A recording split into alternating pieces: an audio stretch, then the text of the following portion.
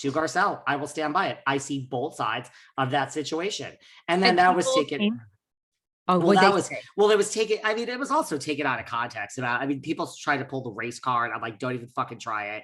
And people also, yes, the texts were inappropriate. I'm not talking about the subject matter of the text. I'm talking about that one text where she said Garcelle, and basically she threatened Garcelle. And like, people were like, they took it out of context of like, this is a mother protecting her child, always team. It's like, you kind of missed the point. All we were saying was like, I would threaten someone too if they exposed my family to people showing up at my front door ready to bang my head into the ground. Yeah.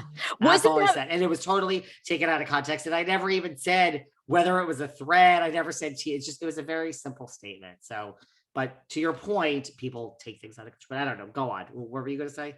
No, I was going to say, wasn't that reunion so good? I'm obsessed. I love it. I'm obsessed with this season at BravoCon. You were literally watching the panel. Everybody on stage for that RHOBH panel is returning. So I think there's your cast, minus Diana. I think Diana's removing herself.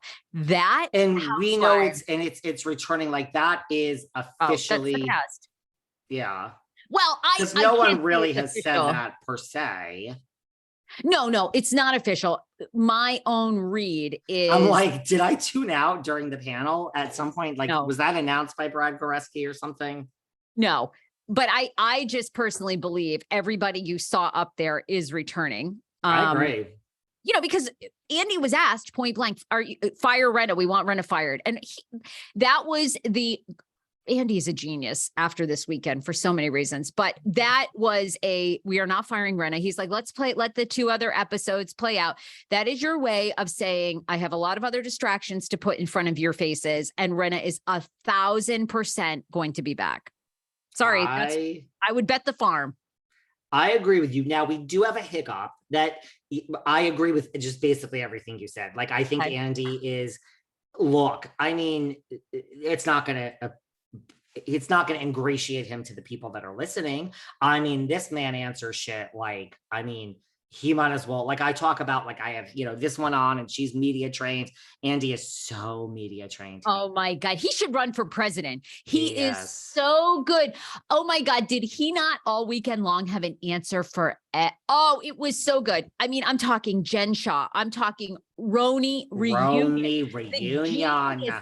The RHONY Reunion answer was genius.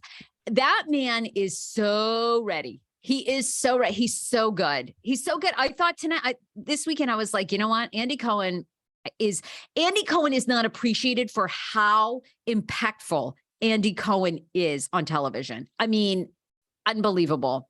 Unfucking believable. I thought he was great. And you know what I also love, which I believe, like I do believe Andy doesn't get in the weeds. I don't think he really, like, I love when someone answers something and is really kind of like, what? And then has the answer, but you kind of I sense with so many of his answers, he's not wasting his time reading Twitter and like he was just kind of like, oh, fire Rinna. Like he almost didn't realize how much that is actually demanded. Like he got it, but I sense that he didn't really understand how much everyone spends time in the phone, the Twitter, the TikTok, the Insta, right? Like, I mean, really, totally. And I love that. It's just like, that's you living your life, bro. And it's not just him, there's others, like you and I always say, like, what is Kathy Hilton, no knock to her, doing, answering all these fans all day? And she is great. But, I got the impression when Andy gave answers, it was like,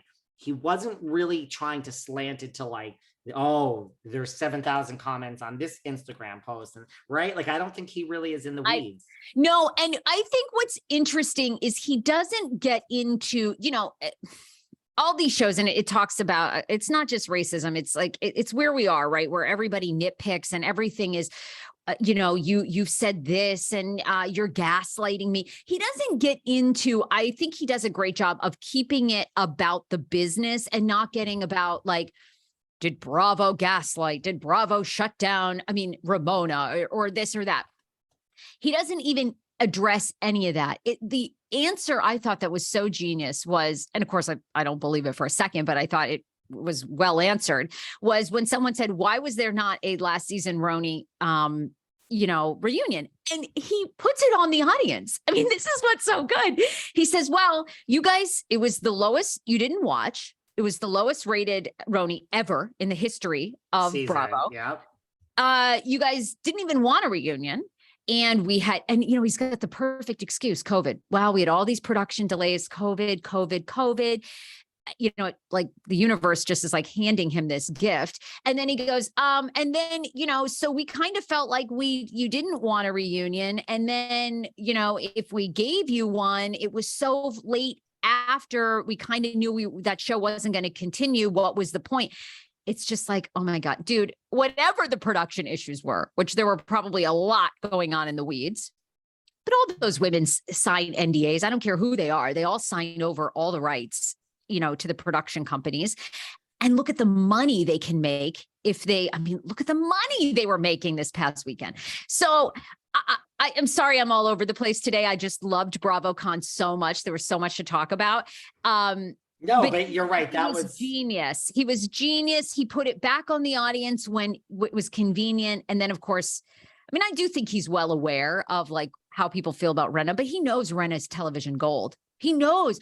That reunion part 1 had 1.7 million views, 1.8. I thought it was like 1.4 something, but it was still very high. Very high. But yes, he also didn't say, there was a racially, driven internal investigation. He never addresses any that of involved Ebony and Ramona. No, he's brilliant. And we knew we were ending the show already. Well, I don't really think so. I don't think you really knew that at that time, that there was no reunion. And look, Ebony even said on my show, Ebony and I both looked at each other when I had her on my show, and we're like, I literally was about to say it, and she took the words out of my mouth. She's like, but there was a Shahs of Sunset reunion 6 months later. There was. When Shahs ended, because all of them were all suing each other, and that's like one of the most litigious casts ever. They had the Shahs of Sunset reunion for that season, whatever season that was, like 5 months later. And Shahs is as lowly rated, if not worse, than RHONY. We can say whatever we want about Mike Shued. Shahs is really off the air because the ratings. When this happened with Mike, look, we have shows return all the time without somebody. Shahs easily could have returned with Reza, Destiny, Gigi, MJ, Tommy, without Mike, with the 3 other cast members that could be really, that was convenient too. But but I thought that was great. He put it on the audience and was like, you all didn't want a reunion. If we had a RHONY reunion, none of you would have watched. He's just genius. It's so good. But the thing about I do agree with you. Rinna and everyone will be invited back. The only wrench, we have a wrench, which I don't know. At some point we have to talk about